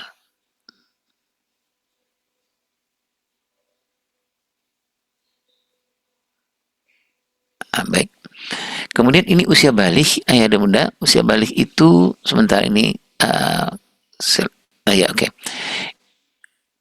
Ini sebentar, ini kelekatan hubungan, ya oke. Nah tadi ini keterangan di kelekatan ya Bapak dan Ibu ya, kelekatan. Apa kelekatan itu? Kelekatan adalah bagaimana Bapak dan Ibu menunjukkan sikap, tindakannya, terutama rasa kepada anak-anak terutama di usia dini. Biasanya Bapak Ibu sering diistilahkan dengan attachment. Bapak Ibu seperti apa Bapak Ibu memperlakukan anak di usia dini namanya attachment. Biasanya nanti akan dibalas oleh anak Bapak dan Ibu di usia 9 tahun ke atas namanya bonding. Ya, attachment dibalasnya dengan bonding. Nah, ini anak-anak di masa transisi ya, di masa-masa SD, SMP. Bagaimana caranya untuk melatih ketangguhan itu? Dengan berdialog, sama seperti Nabi Ibrahim kepada Nabi Ismail. Nabi Ibrahim tanya ke Nabi Ibrahim, melatih ketangguhan nih Nabi Ibrahim. Nah, maaf kata Nabi Ibrahim, kamu ayah disuruh untuk menyembelih kamu gitu. Tapi Nabi Ibrahim nggak langsung sini lehermu, nggak gitu. Tapi Nabi Ibrahim bertanya, berdialog dengan Nabi Ismail, menurutmu gimana gitu Bapak Ibu ya. Nah Bapak Ibu nanti kalau melatihkan ketangguhan kepada anak-anak yang di atas kelas 4 SD ke atas, jangan dengan main katanya, pokoknya gitu Bapak Ibu ya, tapi ajarlah anak-anak berdialog ya. Kemudian membimbing ya, jangan banyak memberikan instruksi, nggak seperti ini misalnya instruksi, oh, kamu harus begini gitu Bapak Ibu. Bisa dia sekali, tapi untuk selamanya dia nggak bisa gitu Bapak Ibu ya, karena selalu disuruh gitu tapi tidak dibimbing. Nah yang terakhir adalah melibatkan. Ini usia balik Bapak dan Ibu ya. Usia balik itu usia sering sih orang mengatakan bahwa usia balik itu adalah usia di mana memang harus kita lebih banyak anak-anak mempraktekkan gitu Bapak Ibu ya, dan kemudian kita perbaiki ya. Dia praktekkan lagi, kita perbaiki, dia praktekkan lagi, kita perbaiki. Nah, saya lanjut ke yang kedua ya, bagaimana kita giat membangun resiliensi pada anak-anak kita. Ada 4 kebiasaan ya, 4 tips dah Bapak Ibu ya, triks gitu orang tua membangun ketangguhan ini. 1, saya menyebutnya dengan kalimat, mari bangun koneksi sebelum koreksi ya Bapak Ibu ya. Sebelum kita mengkoreksi kebiasaan anak-anak kita, pastikan punya koneksi dulu. Jadi koneksi itu, rasa aman itu Bapak dan Ibu yang berkah SWT adalah basic dari pengajaran ketangguhan kepada anak-anak kita. Kalau kita ingin mengajarkan ketangguhan kepada anak kita, anak-anak nggak merasa aman dan nyaman, susahnya luar biasa. Karena aman dan nyaman itu akan melahirkan satu sikap dari kita, yaitu kita trust, anak-anak trust sama orang tuanya. Jadi kebiasaan pertama orang tua kalau mengajarkan ketangguhan itu adalah connection before correction. Anak yang merasa aman di rumah akan lebih berani menghadapi dunia. Jadi bikinlah dunia di rumah kita itu suasana yang safe secara fisik dan secure secara psikologis. Ya. Jadi anak-anak nggak merasa tertekan gitu ya. Yang kedua, jangan selalu selamatkan anak. Nah, tadi Pak Direktur menyebutkan bahwa jangan gampang nyerahin sesuatu kepada anak-anak gitu ya, terutama kalau dia sudah di umur 10 tahun ke atas. Bahkan Bapak dan Ibu yang dimuliakan Allah SWT, anak-anak di 10 tahun ke atas itu kalau dia minta sesuatu, Bapak Ibu jangan langsung kasih. Ya Bapak Ibu ya, gitu. Kalau dia atau dia mengatakan, "Bu, apa ya, aku tadi dibully sama temanku di sekolahan." Bapak dan Ibu jangan mengatakan bahwa kamu konsentrasi belajar aja, biar Bapak yang menghadapi bully. Nah, itu boleh-boleh, tapi sebenarnya kita sedang tidak melatih resiliensi atau ketahanan kepada ketangguhan kepada anak-anak kita. Jadi jangan selalu selamatkan anak, biarkan anak mau mengalami tantangan yang sesuai dengan usianya. Kalau dalam Tarbiyatul Aulad, pendidikan anak dalam Islam itu ada 14 sebenarnya Bapak dan Ibu ya. Mudah-mudahan suatu saat kita bisa bahas 14 ini. Ada 14 sikap yang Bapak misalnya gini, kalau dia mengalami kegagalan, hadapi dia kepada kegagalan itu. Kalau dia mengalami kecemasan, biarkan dia mengalami kecemasan itu. Terutama di umur 10 tahun ke atas. Ya. Nah, kenapa kita membiarkan itu? Bukan dalam rangka kita marah pada anak kita, tapi kita sedang melatih ketangguhan kepada anak kita supaya nanti di masa dewasanya, ketika dia menjadi seorang suami, suami yang tangguh gitu Bapak dan Ibu ya. Kalau dia menjadi seorang manajer, manajer yang tangguh, menjadi seorang direktur, direktur yang tangguh gitu lah ya. Nah, yang ketiga, kebiasaan, latihlah cara berpikir dan kelola emosi ya. Anak mampu kelola pikirannya akan lebih mampu mengelola hidupnya. Nah, bagaimana caranya Ayah Irwan melatih cara berpikir anak-anak supaya anak-anak mempunyai ketangguhan? Kalau yang saya lakukan Bapak dan Ibu ya, dan teori-teori menyebutkan bahwa ajarkanlah anak Bapak Ibu satu keterampilan namanya BMM skill gitu Bapak Ibu ya. BMM skill. BMM skill itu apa? Ajarkan dia berpikir, ajarkan dia menganalisa, ajarkan dia memutuskan. Itu basic anak yang akan gampang nanti mengelola hidupnya ke depan. Jadi dia latih berpikir. Itulah sebabnya kenapa tadi saya mengatakan ke ibu dan bapak, kalau anak mengatakan, Bun, aku tadi dibully di sekolahan, Bunda jangan selesaikan gitu ya. Bunda latih dia untuk berpikir. Satu, berpikir. Oh iya mas, kalau dibully itu nggak enak banget. Tapi menurut mas bagusnya gimana? Itu latih kemampuan dia berpikir. Yang kedua, latih dia untuk analisa. Supaya dia nanti kemudian hari, dia tahu persis apa sebabnya kejadian yang terjadi sama dirinya gitu. Karena kemampuan analisa yang dilatih. Ya. Kemudian yang terakhir, kasih kesempatan kepada anak untuk memutuskan. Apapun risikonya Bapak dan Ibu ya, terutama apapun risikonya maksud saya untuk bukan risiko yang paling berat ya, tapi risiko-risiko yang misalnya gini, kita memberikan konsekuensi kepada anak kita misalnya gitu ya. Kita kenapa harus kita mempunyai ketegaan dan ketegasan karena anak harus menghadapi itu gitu ya Bunda ya. menghadapi misalnya kita sudah sepakat bahwa maghrib dan isya nggak pegang handphone. Tapi kalau dia pegang handphone, kita harus jalankan konsekuensi sesuai dengan kesepakatan kita gitu. Ya Bunda ya. Nah, dia harus mengalami hal semacam itu dan dia harus mengambil keputusan. Yang terakhir ya, jadilah teladan ketangguhan. Nah ini dia posisinya terakhir, tapi ini paling penting dalam persoalan melatih ketangguhan kepada anak-anak kita. Kedua, gitu Bapak Ibu ya, modeling itu adalah salah satu cara yang terbaik dalam ilmu karakter ya, atau ilmu mengajarkan akhlak, adab, ketangguhan dan lain-lain. Kadang-kadang Bapak dan Ibu yang dimuliakan Allah SWT, anak-anak itu lebih banyak mencontoh, meyakini apa yang kita lakukan daripada apa yang kita katakan. Kalau kita melakukan ketangguhan, mencontohkan ketangguhan setiap hari, mudah-mudahan anak kita akan mengerjakannya itu. Tapi kadang-kadang kalau kita terlalu banyak berbicara tentang ketangguhan, anak-anak kita nggak dapatkan contoh tentang ketangguhan, bisa jadi anak-anak kita mengalami kekurangan resiliensi. Nah, ayah dan bunda, ini keterangannya secara teknis. Nanti Bapak Ibu bisa ambil materi ini dari panitia. Ini teknis saja. Bagaimana cara membangun koneksi sebelum koreksi untuk anak 0 sampai 7 tahun seperti ini. Ibu Bapak sering memeluk, menyentuh anak dengan penuh kasih sayang, supaya apa tadi Bapak Ibu? Dia merasa aman secara fisik ya. Karena apa? Anak yang merasa aman itu basicnya dia akan berani menghadapi persoalan. Kemudian responsif ketika anak membutuhkan bantuan gitu Bapak Ibu ya, bermain bersama setiap hari, membacakan buku ya, menjadikan pendengar pertama ketika anak bercerita. Ini dalam rangka safe and secure tadi supaya anak trust ya.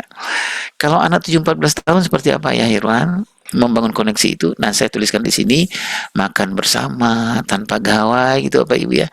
Ngobrol sebelum tidur, bertanya tentang perasaan. Kalau anak pulang sekolah, jangan tanyain PR gimana, hafalan nambah enggak gitu. Boleh nanya itu boleh. Tetapi Bapak Ibu nanya dulu perasaannya kalau anak-anak umur 7 sampai 14 tahun ya. Mengenal teman-temannya, hadir di kegiatan paling penting anak-anak dan lain-lain. Apa kegiatan penting anak-anak itu? Misalnya menerima rapor ketika dia sedih, ketika dia gembira, ketika dia unjuk keterampilan atau kegiatan-kegiatan yang lain. Ya, nah ini kalau yang kedua, kebiasaan jangan selalu selamatkan anak. 0 sampai 7 tahun berikan tantangan kecil, misalnya memakai sepatu sendiri, Bapak Ibu ya, makan sendiri, membereskan mainan, membawa tas kecil. Ya, satu yang saya pesan betul buat diri saya, Bapak Ibu, mudah-mudahan Bapak Ibu di sini tidak melakukan itu. Jangan gampang memberikan gawai, handphone, tablet ke anak-anak di umur-umur 0 sampai 7 tahun. Itu berbahaya sekali Bapak dan Ibu ya. Pertama, kalau kita bicara soal ketangguhan, anak-anak nggak terlatih ketangguhan. Karena dia dapat ini, kalau kalau apa-apa dia nangis, kasih handphone, kasih games gitu Bapak Ibu ya. Di samping otak juga akan bermasalah nanti kalau anak-anak sudah kecanduan gawai di umur 0 sampai 7 tahun. Kalau 7-14 tahun, naikkan tantangannya gitu Bapak Ibu ya. Gitu, menyelesaikan PR sendiri, jangan lagi dibantu, menyelesaikan persoalan konflik kecil dengan temannya, jangan hanya karena persoalan kecil dengan temannya, Bapak juga terlibat, Ibu juga terlibat, enggak gitu ya. Latih kesempatan, kasih kesempatan bagi anak-anak kita. Yang ketiga, latih cara berpikir, kelola emosi. Anak mampu kelola pikirannya akan lebih mampu mengolah hidupnya. Ini untuk anak 0 sampai 7 tahun. Tanya gitu Bapak dan Ibu ya, kamu sedih ya gitu, kamu kecewa atau gimana, kamu marah, jangan sampai disimpan-simpan gitu Bapak Ibu ya. Lalu bantu dia untuk menenangkan diri. Nah ini 7-14 tahun mulai ajarkan tentang problem solving. Kira-kira solusinya paling baik apa? Tanya ya Bapak Ibu, jangan Bapak Ibu selesaikan, tapi tanya kepada anak-anak kita. Ayah dan bunda yang terakhir adalah jadi teladan ketangguhan. Nah, tadi saya menyebutkan anak-anak belajar lebih banyak dari apa yang kita lakukan daripada apa yang kita katakan. Jadi mau 0 sampai 7 tahun Bapak dan Ibu contohkan apalagi di umur 7-14 tahun. Ayah dan bunda yang dimuliakan Allah Subhanahu wa taala, terbatas ilmu saya ayah dan bunda, itu yang mampu saya sampaikan. Terakhir, mengajar ketangguhan itu tidak ada kata terlambat ya Bapak dan Ibu ya. Sesuaikanlah dengan tahap perkembangan. Di usia 0 sampai 7 tahun pastikan anak kita merasa aman, supaya aman itu kan membangun rasa percaya diri dia kepada dunia ini. Kalau dia percaya kepada dunia, dia lekat kepada orang tua dan gampang kita menanamkan ketangguhan. Di usia 7-14 tahun aku mampu, ini anak-anak dilatih, dicoba, diberikan kesempatan itu Bapak Ibu. Dan yang terakhir di usia 14 sampai 21 tahun itu anak-anak mulai dikasih tanggung jawab dan lain-lain. Itu mungkin Bapak dan Ibu yang bisa saya sampaikan. Sekali lagi terbatas kemampuan saya, yang bisa saya sampaikan Bapak dan Ibu. Kalau ada yang baik kita gunakan sama-sama, kalau ada yang salah tolong jangan usah dipakai, dan saya minta ampun kepada Allah Subhanahu wa taala. Wallahu alam bishawab. Assalamualaikum warahmatullahi wabarakatuh.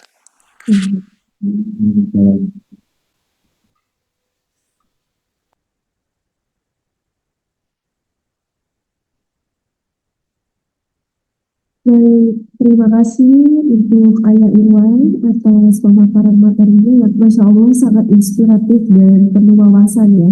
Dan untuk memperjelas hari ini, saya mengundang Ayah Bunda ini untuk diskusi ya, atau istilahnya tanya jawab.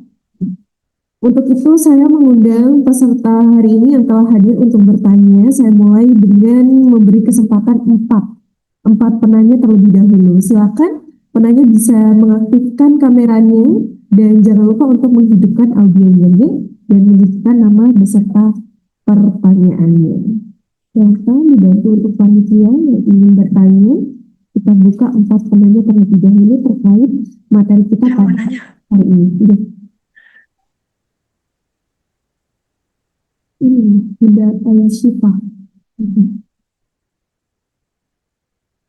Silakan Bunda untuk Bunda Asya Syifa.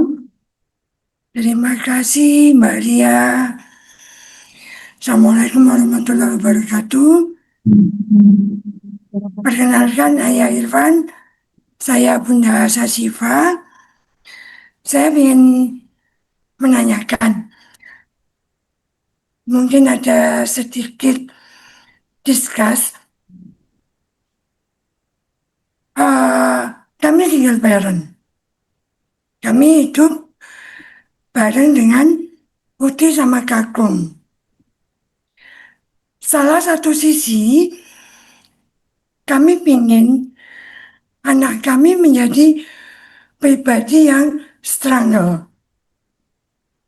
Karena basically dia jauh dari kami. Jadi misalnya ada masalah A, B, cenderung saya biarkan dia menyelesaikan sendiri. Tapi terkadang utinya terlalu terlalu strict bahwa si anak belum saatnya untuk dilepas sendiri. Anak saya usia 17 tahun. Ya, mohon masukan bagaimana jalan tengah yang bisa saya ambil untuk bisa menjadikan anak saya tangguh, lepas dari tidak menghargai pendapat dari UTI. Terima kasih Ayah. Assalamualaikum warahmatullahi wabarakatuh. Waalaikumsalam warahmatullahi wabarakatuh. Saya jawab aja ya Mbak Ria. Baik. Bunda Asy Syifa yang dimuliakan Allah Subhanahu wa taala. Alhamdulillah, makasih banyak pertanyaannya. Jadi Bun, yang pertama adalah dari awal mudah-mudahan Bunda sepakat bahwa anak itu adalah amanah Allah. Gitu Bunda ya. Artinya kalau anak Allah itu Allah nggak salah pilih mengamanahkan. Nah, satu prinsip yang menurut saya kita pegang adalah mau anak hidup dengan utinya, dengan budenya atau dengan siapa saja, itu hanya membantu. Gitu Bunda, supaya sepakatilah bahwa nanti Allah akan tanya itu bukan ke utinya, bukan kepada budenya yang pertama, tapi tanyanya kepada orang tuanya. Itu dulu kita sepakati. Jadi jangan menjadi pembantu, jadilah pelaku utama gitu. Nah, yang kedua, kalau jadi pelaku utama itu berarti gini Bun, soal pola pengasuhan itu jangan serahkan kepada orang lain, siapapun orangnya. Jadi kalau saya mengistilahkan, jangan kasih cek kosong gitu loh Pak Ibu ya. Kita misalnya anak hidup dengan uti, dengan bude atau dengan siapa saja, mungkin kita jauh gitu Bapak Ibu ya, jangan kasih cek kosong, terserah gitu loh Bapak Ibu ya gitu. Gimana bagusnya ya Bunda.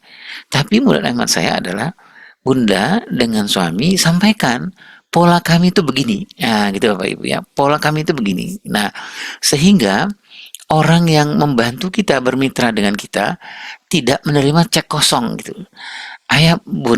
Bunda, yang saya banyak dapati itu adalah anak-anak yang tidak tinggal dengan orang tuanya nggak meninggalkan apa-apa gitu loh Bunda. Dia tidak meninggalkan karena orang tuanya sendiri juga nggak tahu bagaimana cara mengasuhnya.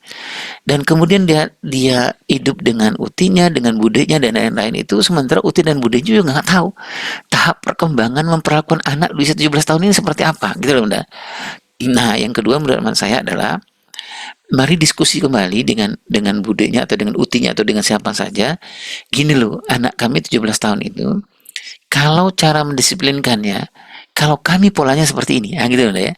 Jadi lagi-lagi Bun, jangan tinggalkan cek kosong gitu loh Bunda ya. Karena cek kosong itu berbahaya sekali, apalagi bagi anak-anak yang sudah umur 17 tahun. Saya tidak mengatakan bahwa umur 17 tahun itu susah membentuk tangguhannya, tapi umur terbaik itu memang di umur 17 tahun ke bawah Bun, 15 tahun ke bawah. 17 tahun ke atas itu dunia fitrahnya itu sudah tidak lagi hanya di rumah. Kalau saya mengibaratkan Bun, satu kakinya itu sudah di luar Bun, satu lagi di dalam rumah gitu loh Bunda. Jadi yang keempat, kepada siapa? Kalau saya Bun, diskusikanlah dengan utinya atau dengan budenya. Kira-kira ayo kita cari dia, anak yang 17 tahun ini, ponakan saya ini, itu punya teman dekat nggak gitu loh Bapak Ibu, sahabat nggak gitu, atau dia punya guru yang dihormati atau tidak gitu, karena kita harus minta bantuan orang luar nih Bunda gitu, untuk melatih, karena tadi saya menyebutkan anak-anak umur 17 tahun itu udah nggak dekat dengan orang tuanya, bukan dia nggak sayang, nggak hormat sama orang tuanya gitu loh Bun, secara fitrah memang dia sudah di luar gitu loh Bunda, makanya kita minta bantuan orang luar gitu Bunda gitu. Jadi pertama, menurut saya tetaplah ngomong diskusi dengan utinya, dengan apanya. Ini loh, sikap kami seperti ini. Kalau disiplin itu menurut kami begini ya. Dan kedua adalah carilah orang lain, gitu Bunda. Karena Bun 17 tahun itu, Bun, kalau mau mensolehkan anak 17 tahun itu nggak bisa solehkan anak kita sendiri, tapi solehkan teman-temannya gitu loh Bunda, gitu ya. Susah itu Bun, karena dia memang lebih banyak tergantung sama teman-temannya. Wallahu a'lam bishawab. Nah, satu lagi Bun, pengapunten Bun, anak 17 tahun itu memang tokoh ayah Bun. Tadi saya sebutkan Bun ya, bahkan dari umur 10 tahun ke atas itu tokoh ayah sebenarnya. Dia akan melihat, kalau dia laki-laki, anak laki-laki, dia akan melihat seperti apa laki-laki itu tumbuh menyelesaikan persoalan. Itu ayah itu. Kalau dia perempuan, dia akan mencontoh nanti, dia akan mencari suami seperti apa suami yang baik itu kelak kemudian hari. Itu dia lihatnya dari ayah. Nah, kalau kita lihat tadi Bun di tahap perkembangan tadi itu, anak yang di umur 10 tahun ke atas itu memang tokoh laki-laki. Nah, saya sarankan Bun, mudah-mudahan bukalah komunikasi dengan ayahnya, sampaikanlah ke ayahnya bahwa ini adalah dalam tanda petik jahatannya ayah gitu loh Bunda ya. Ayah lebih banyak berinteraksi dengan anaknya, banyak pergi dengan anaknya, safar dengan anaknya, makan bareng, sampai anaknya melihat punya tokoh gitu loh Bunda. Itu tokoh ketegasan itu adanya di ayah gitu Bunda. Bunda Safa. Mungkin itu yang bisa saya jawab. Wallahu a'lam bishawab. Assalamualaikum warahmatullahi wabarakatuh. Baik, terima kasih untuk Ayah Irwan atas jawabannya. Dan untuk pertanyaan selanjutnya dari Kak Nur Hidayah. Izin bertanya, bagaimana cara untuk menjadi orang tua yang tangguh agar bisa melahirkan anak-anak yang tangguh pula? Kami sebagai orang tua sering dalam posisi rapuh. Monggo, Ayah Irwan.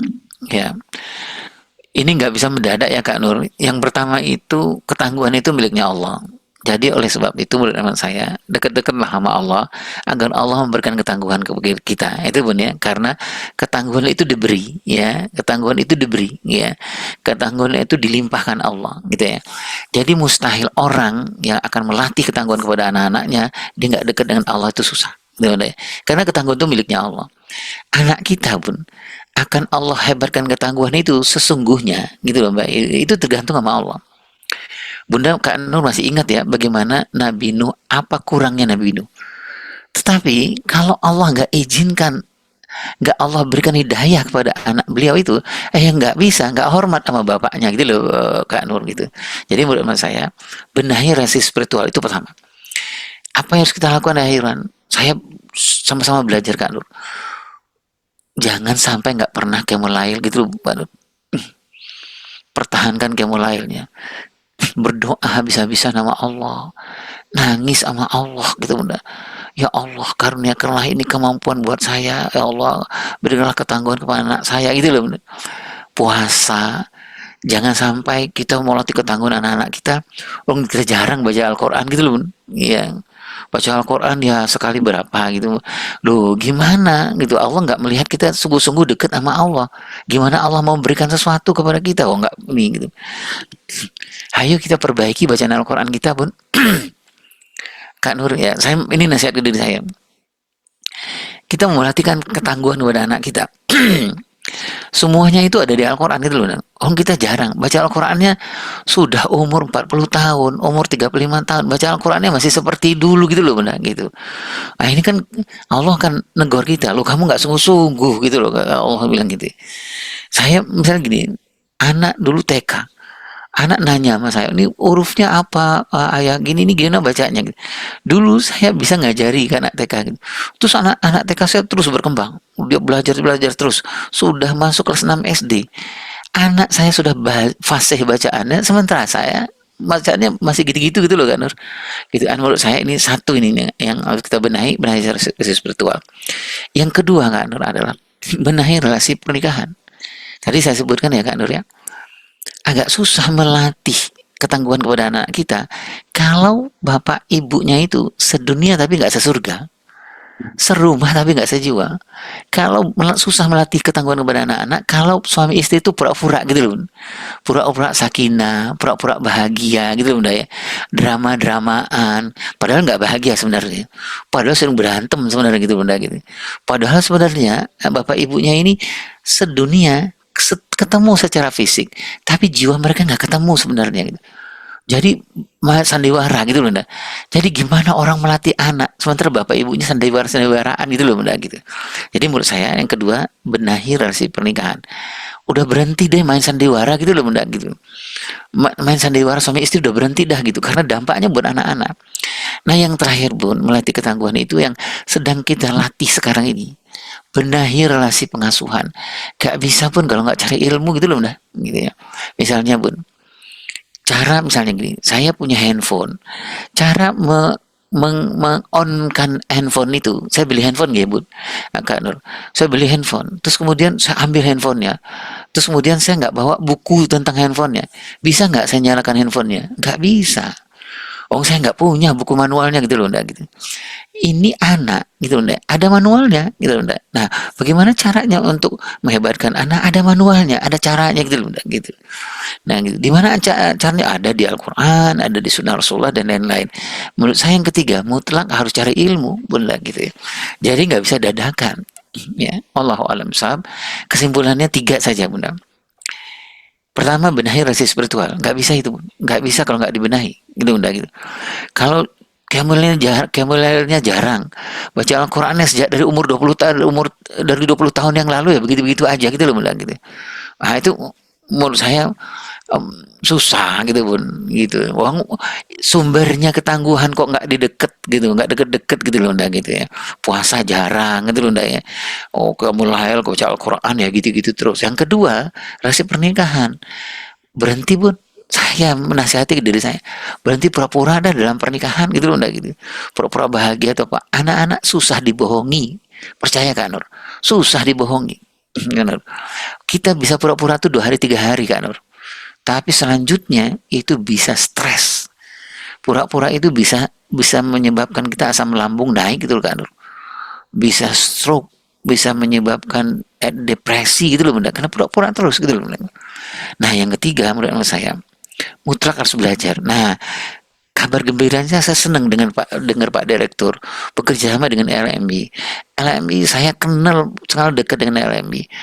LMI lembaga yang komitmennya memberdayakan orang tua itu luar biasa gitu loh, gitu. Maka menurut hemat saya nanti Yasmin akan mengadakan ada lagi apa gitu, mungkin akan mengadakan online, offline gitu, seminar gitu, atau nanti Yasmin akan mengeluarkan orang yang berobat ke Yasmin lebih dari 5 kali dapat 1 kartis untuk ikut misalnya gitu loh, Bunda.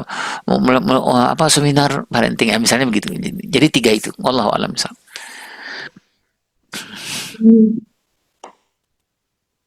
Baik, terima kasih jawabannya dari Ayah Irwan, dan semoga ini juga memperjelas ya bagi Ibu Nur Hidayah ini. Masya Allah, tabarakallah. Semoga menjadi evaluasi bagi kami sebagai orang tua terus berbenah. Semoga Allah selalu membimbing kami. Baik, untuk pertanyaan berikutnya dari Kak Sani, ini lumayan agak panjang, Ayah. Saya bacakan dulu. Yep. Bagaimana menyikapi dengan bijak kita sebagai ayah tiri atau ayah sambung membentuk koneksi parenting kepada anak kita yang tinggal bersama kita.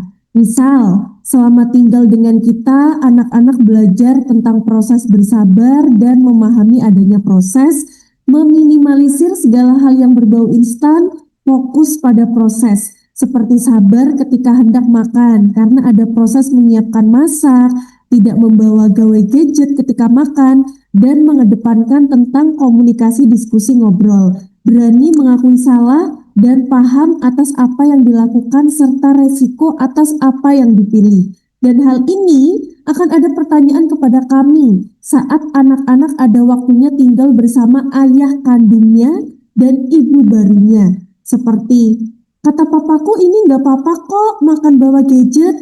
Nah, karena jika usia sangat dini kan kesenangan sesaat yang membuat mereka nyaman saat itu aja. Nah, bagaimana menyikapi hal tersebut? Seperti itu, Ayah Irwan, pertanyaannya. Masya Allah, Masya Allah. Makasih banyak, Pak. Satu, menurut hemat saya adalah bereskan persoalan relasi dengan mantan suami istri. Menurut hemat saya itu mutlak ya. Bagaimanapun dialah ayahnya dari anak sambung kita. Jadi sepanjang nggak ada kejelasan yang jelas pola pengasuhan, keterlibatan pengasuhan, saya yang menjadi kasihan itu bukan kepada bapak dan ibu tapi kepada anak ini sebenarnya. Jadi menurut saya sampaikan kepada istri gitu, kamu ayo kita bikin kesepakatan dengan mantan suamimu gitu ayah bunda ya, terutama persoalan pola pengasuhan. Gini ayah, ada orang yang bercerai tapi nggak benar-benar gitu loh ya, gitu. Sehingga yang korban anaknya ya nggak jelas ini mantan suami yang ayah kandungnya ini sejauh apa keterlibatannya, apalagi anak usia dini, mau terlibat apa enggak gitu ya gitu. Kalau mau terlibat jelaskan terlibat, ayo kita duduk terlibatnya sejauh apa. Misalnya soal disiplin ayah sambung nggak usah ikut-ikutan gitu deh, ini kesepakatan gitu deh. Kalau nggak usah ikut-ikutan berarti gitu ya anak-anak ini akan mendapat hanya satu rujukan saja gitu loh ya. Jadi ayah menahan diri gitu ya. Jadi tugas kita hanya mendampingi atau menemani saja kalau anak-anak tinggal sama kita ya. Kalau nanti urusan-urusan pengambilan keputusan dan lain itu di ayah kandungnya. Itulah sebabnya murid amat saya yang pertama adalah pastikan bahwa perceraian yang terjadi dengan ibu kandungnya dengan ayah kandungnya ini udah selesai apa belum. Gitu ya. Terutama dampaknya kepada anak usia dini, polanya pengasuhannya seperti apa. Ada suami yang perceraian suami dengan istri, ada suami perceraian mereka udah selesai gitu loh ayah. Artinya ayah sambung dengan ayah kandung itu sudah duduk bisa bareng gitu loh bun. Nah ayah gitu ya menjelaskan bahwa yuk kita ambil keputusan yang sama gitu ya. Jadi seperti yang ayah rasakan gitu ya, ketika tidak ada komunikasi atau komunikasi nggak begitu bagus, ayah rasakan sendiri.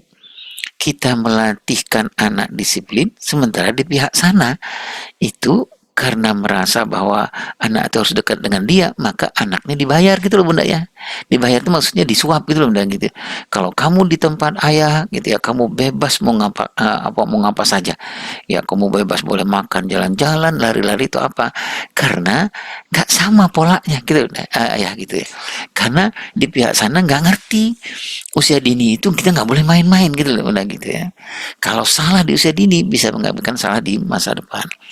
Saya dengan semua kerendahan hati dan semua kesalahan saya ayah, ini memang agak sulit, tetapi menurut amat saya jangan sampai anak akan jadi korban. Jadi menurut amat saya sepakatilah antara istri dengan mantan suaminya itu keterlibatannya sejauh apa. Nih, sejauh apa, apalagi ini anak dari usia rentang 0 sampai 7 tahun. Ini sangat-sangat rentan ayah gitu ya. Kalau dua matahari ini yang terjadi, ya di sini di rumah begini, di sana begono, yang kasihan nanti ketika dia umur 10 tahun ke atas, dia akan menjadi anak yang sangat dilematis, nggak percaya diri, minder dan lain-lain. Menurut saya itu yang harus selesaikan. Nah yang kedua adalah mari kita sepakati pola asuh yang seperti apa. Kalau saya kalau kondisi ayah yang sekarang ini, ayah bangun aja koneksi yang seperti saya sebutkan tadi itu. Kalau saya boleh menyebutkan gini ayah ya, connection before correction. Yang kedua ayah lakukan attachment before achievement. Maksud saya attachment before achievement ini adalah ayah kepada anak sambung ayah ini gak usah ditargetkan apa-apa gitu ayah gitu. Jadi ayah mentargetkan attachment aja ya, menargetkan kedekatan aja dengan anak. Karena suatu saat nanti ayah, kalau dia bermasalah dengan ayah kandungnya, dia masih ada orang yang tempat dia untuk berpegang gitu ayah gitu.